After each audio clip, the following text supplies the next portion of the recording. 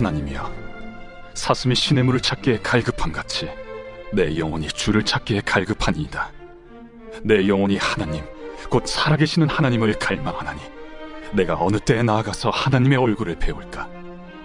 사람들이 종일 내게 하는 말이 내 하나님이 어디 있느냐 하오니 내 눈물이 주야로 내 음식이 되었도다.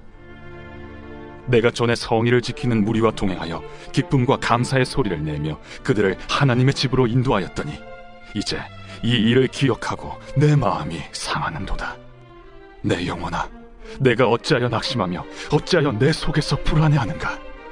너는 하나님께 소망을 두라. 그가 나타나 도우심으로 말미암아 내가 여전히 찬송하리로다.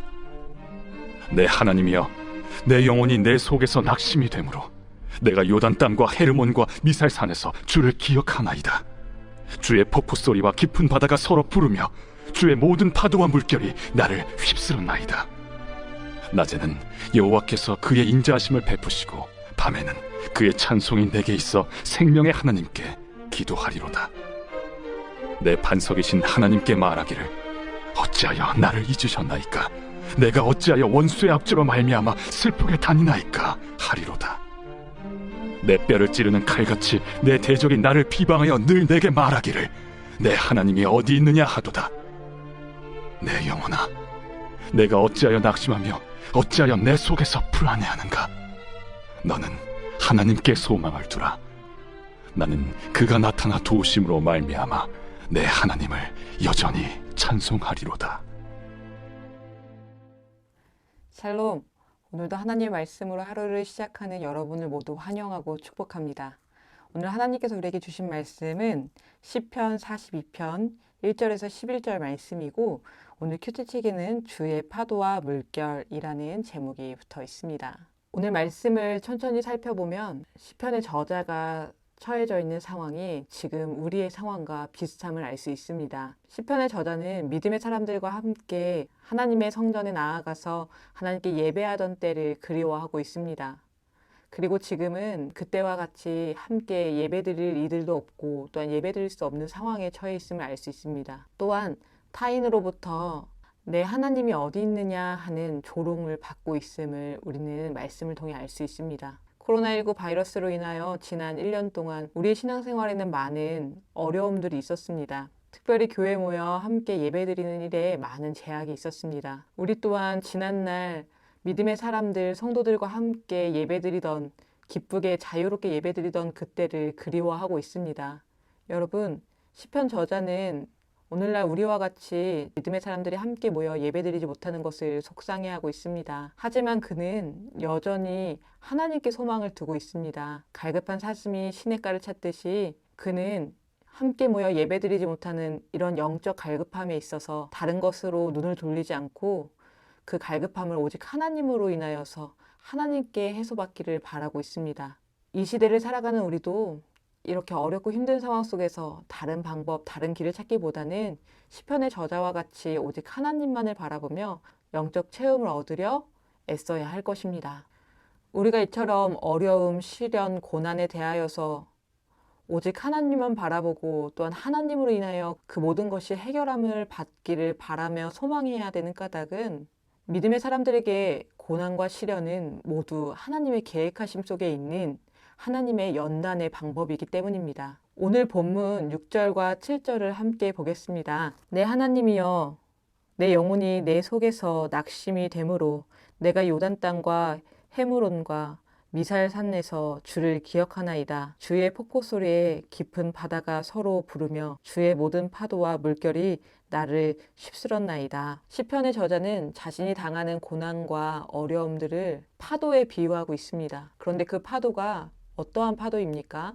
바로 주의 파도입니다. 시편의 저자는 자신이 당하는 고난과 어려움도 모두 하나님의 계획하심에 있다 고백하고 있는 것입니다. 믿음의 사람인 우리가 살아가는 모든 시간에 그 어떠한 작은 것 하나도 하나님의 관심 밖에 있는 것은 없습니다.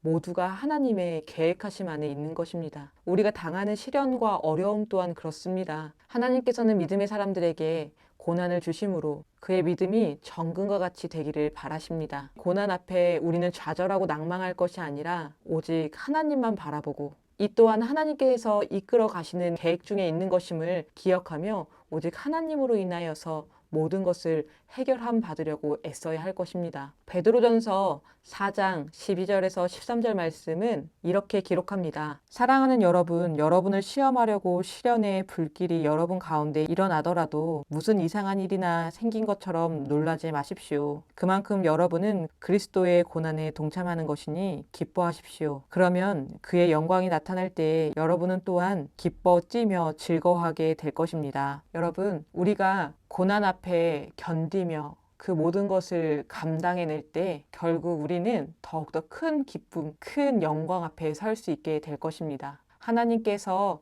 우리를 더욱더 큰 기쁨으로, 더욱더 순결한 믿음으로 설 수 있도록 인도하시기 위해 주시는 고난을 우리는 담대히 견디어내야 합니다. 이를 위해서 우리는 오늘 시편 저자의 다짐과 결심과 같은 마음을 품어야 할 것입니다. 오늘 시편 저자는 5절과 11절에서 같은 글을 반복하여 사용하고 있습니다. 내 영혼아, 내가 어찌하여 낙심하며 어찌하여 내 속에서 불안해하는가? 너는 하나님께 소망을 두라. 그가 나타나 도우심으로 말미암아 내가 여전히 찬송하리로다. 내 영혼아, 내가 어찌하여 낙심하며 어찌하여 내 속에서 불안해하는가? 너는 하나님께 소망을 두라. 나는 그가 나타나 도우심으로 말미암아 내 하나님을 여전히 찬송하리로다.